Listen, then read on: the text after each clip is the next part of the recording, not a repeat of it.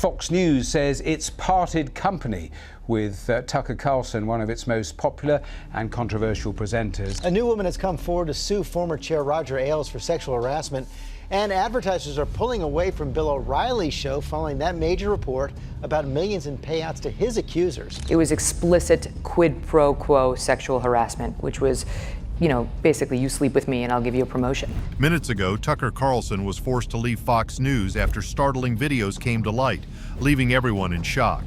In the world of cable TV, where scandals drive viewership, not even top anchors are safe from sudden dismissals. Tucker, hailing from a powerful family familiar with the spotlight and controversy, seemed predestined for fame, yet met an unexpected end. What explosive content in these videos caused Tucker's career to crumble? Tune in as we uncover the specific details that led to his dramatic exit. The Tucker Carlson story. In the competitive world of cable television, where high ratings and controversy rule, even the most experienced news anchors can be unexpectedly fired. This is the story of Fox News, a network where public figures often find themselves on the edge of disgrace. From mistakes made on air to scandals behind the scenes, many top personalities have been let go, leaving audiences surprised and wondering what led to these sudden decisions. What caused the quick downfall of some of Fox News' biggest stars? And what stories were left untold as they walked out the door? As the camera lights dimmed and the studio fell silent, the former anchor stood alone, a once glowing career reduced to whispers and rumors. Tucker Carlson's journey starts in San Francisco, California, where he was born on May 16, 1969. His mother, Lisa McNear, was an artist, and his father, Dick Carlson, was a journalist who later became a major figure in media. Tucker had a younger brother named Buckley, born 2 years after him, who also went into politics and communications. Growing up in La Jolla, San Diego, Tucker lived in a world of privilege. His family owned several properties across the United States, including places in Nova Scotia and Maine. His father was a well-known political figure and even ran for mayor of San Diego, though he didn't win. Tucker's education journey had its bumps. He briefly attended a boarding school in Switzerland but was expelled. He then finished his schooling at St. George's School in Rhode Island, where he started dating Susan Andrews, the daughter of the headmaster. After high school, Tucker went on to Trinity College in Hartford, Connecticut, graduating with a history degree in 1991. During his college years, his yearbook listed him as part of the Dan White Society, a controversial group named after a political assassin. This was the beginning of a career full of highs and lows as he navigated the tricky and often controversial world of American media. In 1965, Andrew Ferguson, an experienced editor at the Weekly Standard, said Tucker Carlson had unmatched talent among the people who had joined the magazine. Carlson had worked hard to get a job there soon after it started. He was worried that if he worked with the American Spectator, it could hurt his reputation. By 1999, Carlson landed a big interview with George W. Bush, who was then the governor of Texas, for Talk magazine. During the interview, Bush made fun of the execution of Karla Faye Tucker in Texas and used some rough language. The article got a lot of negative attention, especially since Bush was about to run for president in 2000. Even with the backlash, some Democrats liked Carlson's honest reporting. For example, consultant Bob Shrum said the article was incredibly straightforward. Carlson's writing career grew as he started contributing to well-known publications like New York Magazine, Reader's Digest, and other big names like Esquire, Slate, and the Wall Street Journal. John F. Harris from Politico later pointed out that Carlson became an important voice during this time. In 2001, while working on a project in Dubai, Carlson and his father survived a plane crash. 2 years later, in 2003, he wrote an article for Esquire about his trip to Liberia with Reverend Al Sharpton. The article was praised and even got nominated for a National Magazine Award. But this wasn't the biggest turning point. In 2009, Carlson's fame took off when he joined Fox News. The shifting sands of cable news giants. His show, Tucker Carlson Tonight, quickly became one of the top shows, attracting viewers with his direct style. Even though his views on topics like white nationalism and the last health crisis were controversial, his ratings kept going up. However, in 2023, his time at Fox suddenly ended after the network settled a major lawsuit with Dominion Voting Systems, which led to a lot of rumors about why he really left. But the downfall didn't stop there. Roger Ailes, who was the mastermind behind Fox News, also lost his position after facing similar accusations. His exit marked the end of an era at Fox and highlighted how media and politics were starting to shift in response to the changing culture. Ailes was known for his intense leadership and ability to spot and develop talent. He played a big role in making people like Bill O'Reilly and Sean Hannity household names in the media world. But his time at Fox News came to a sudden end in July 2016 when Gretchen Carlson, a former Fox News anchor, accused him of serious harassment. Her lawsuit opened the door for other women, including Megyn Kelly, to step forward with similar stories. At first, Ailes had support from the Murdoch family, who owned Fox News, but within 2 weeks he was forced to resign. He left with $40 million in severance pay, but his reputation was badly damaged. His departure brought to light a troubling environment at Fox News, leading to other major figures leaving and several legal settlements. Ailes passed away in May 2017, leaving behind a mixed legacy. He was both a groundbreaking media leader and a key figure in workplace scandals. But that wasn't the worst part. Megyn Kelly's exit also shook the network, though it wasn't as controversial. Kelly joined Fox News in 2004 as a legal reporter and quickly climbed the ranks, catching attention with her intelligence and on-screen presence. By 2013, she was hosting The Kelly File, which became the second most watched show in cable news. Her influence reached a high during the 2016 presidential campaign when she confronted Donald Trump about his behavior toward women. This moment earned her praise as a tough interviewer, but also started a long-running conflict with Trump that continued throughout the campaign. In January 2017, Kelly made headlines again by moving to NBC News. Though her departure wasn't a firing, it was a big loss for Fox and a win for NBC. However, her time at NBC didn't last long, as she faced backlash after making a controversial comment about Halloween costumes and race, which led to her being removed from her morning show.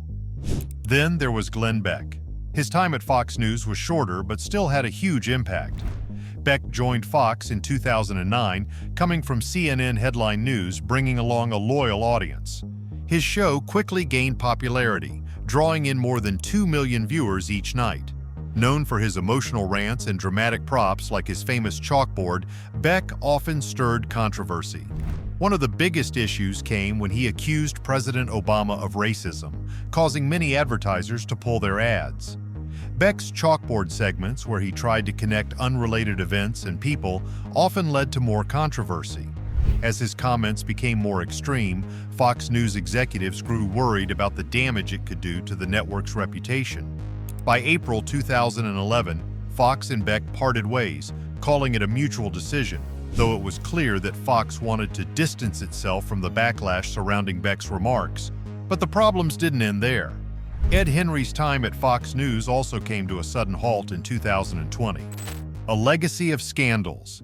Ed Henry's time at Fox News also came to a sudden halt in 2020, once again putting the network's issues with misconduct allegations in the spotlight.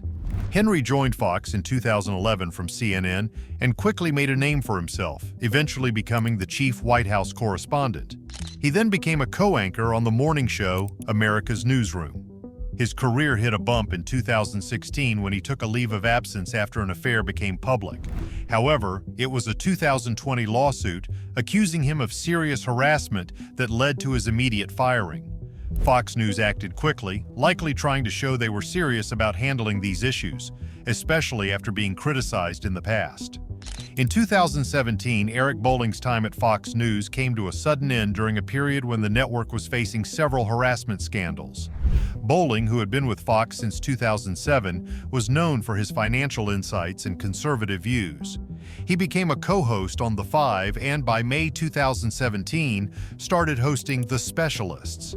But things took a major turn in August when he was accused of sending inappropriate images to female co-workers.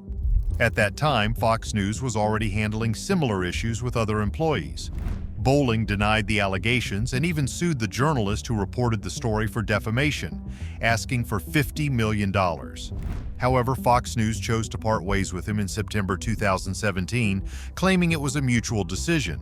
But later, Bolling said he was actually fired. But this wasn't the worst part. Another Fox News contributor, Lara Logan, had a long career in journalism, including her time at CBS's 60 Minutes. In 2019, she joined Fox to discuss foreign affairs. However, in 2021, she made a controversial comparison of Dr. Anthony Fauci to a historical figure on air, which sparked outrage, especially from Holocaust survivors and Jewish organizations. As a result, Fox News distanced itself from her comments. Even though Logan stood by what she said, by January 2022, she was no longer working at Fox, though the exact details of her departure remain unclear.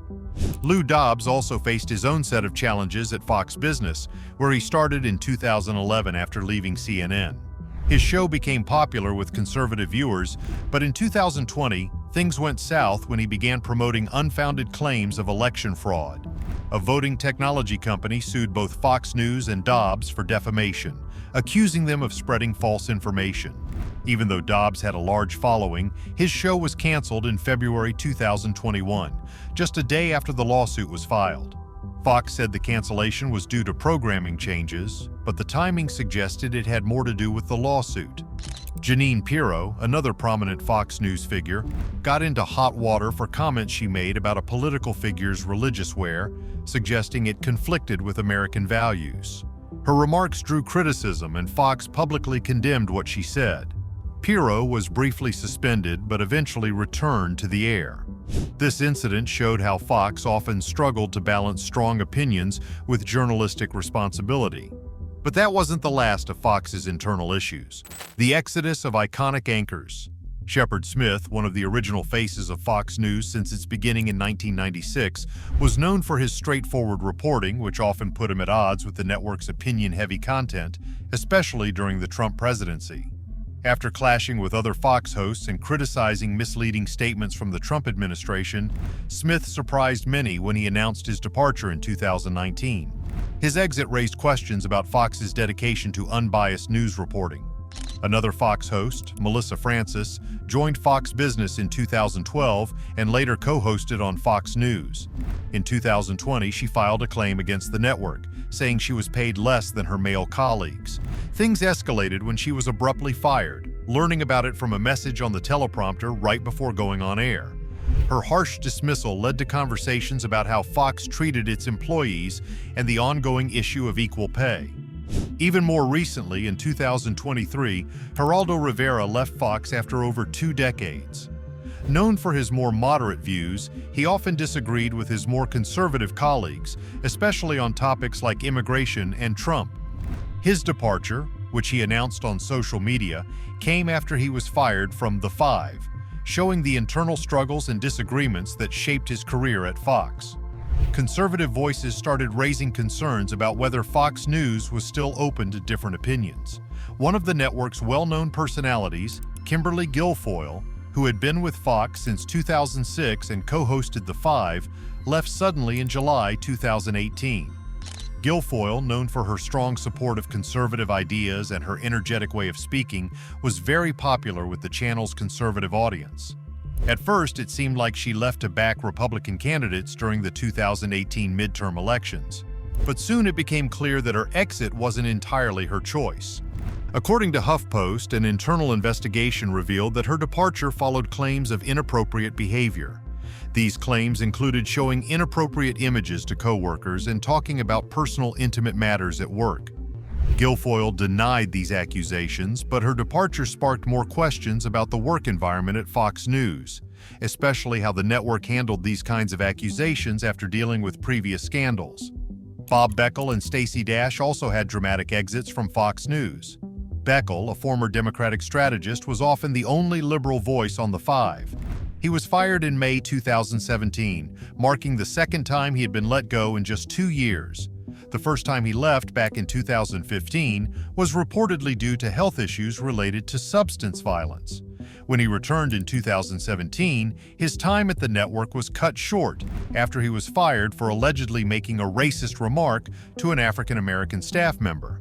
This quick decision showed Fox News was starting to take complaints of racial discrimination more seriously. But this wasn't the worst part. Beckle's case also highlighted how difficult it was to maintain different opinions on a mostly conservative channel, especially when figures like him made controversial comments. Stacey Dash, who was famous for her role in the 1995 movie Clueless, also left Fox News after a short and often controversial time as a commentator. Her contract wasn't renewed in January 2017. Dash, who joined in 2014, was known for being involved in heated debates, showing just how challenging it can be for political commentators on big news networks to avoid stirring controversy. Stacey Dash became a controversial figure because of her strong opinions on race and politics. Voices from Fox News. She faced a lot of backlash for suggesting that Black History Month should be ended and for criticizing the Oscars So White campaign. Her time at Fox News ended as the network started shifting after the 2016 election. Although Fox News didn't give an official reason for not renewing her contract, it was clear that her departure was part of the network's efforts to change its approach and manage its public image differently. Lieutenant Colonel Ralph Peters made headlines in March 2018 when he quit Fox News in a dramatic way. He said the network had become a propaganda tool for President Trump's administration. Peters, a retired U.S. Army officer who had been an expert on foreign policy at Fox since 2009, was known for his strong views on national security. However, over time, he grew more and more critical of how Fox covered the Trump administration, especially its stance on Russia. In a scathing email to his colleagues, Peters accused the network of going against constitutional values and the rule of law. His resignation brought attention to the internal conflict at Fox News between those who supported the network's pro-Trump direction and others who wanted to keep a more traditional conservative tone.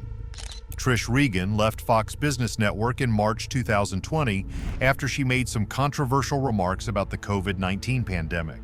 Reagan, who had been with the network since 2015 and hosted a primetime show, faced intense criticism after she claimed that the fear surrounding the virus was exaggerated just to harm President Trump's re-election chances. In a now well-known broadcast, she argued that Democrats were pushing panic to cause a stock market crash and affect Trump's chances. Fox Business initially suspended her show, saying they needed to focus more on covering the pandemic. But 2 weeks later, they officially parted ways with her. Then there was Andrea Tantaros, who had a very public and messy departure from Fox News in April 2016. Tantaros, a host on shows like Outnumbered in the Five, claimed she was taken off the air as punishment for speaking out about inappropriate behavior by Roger Ailes and other Fox executives. By August 2016, she had filed a lawsuit against the network, Ailes, and several other executives. She accused Fox News of fostering a workplace that was more like an intimate, charged, cult-like environment, comparing it to the Playboy Mansion. Fox argued that she was suspended because she didn't let them review her book before it was published. As the legal battle dragged on, the network accused her of fabricating stories. Her lawsuit, along with others like the one filed by Gretchen Carlson, increased the scrutiny on Fox News' workplace culture and its treatment of female employees. What are your thoughts on the role media companies play in protecting or exposing their employees? Do you think Fox News handled Andrea Tantaros' allegations appropriately? Like, comment, and subscribe to join the discussion.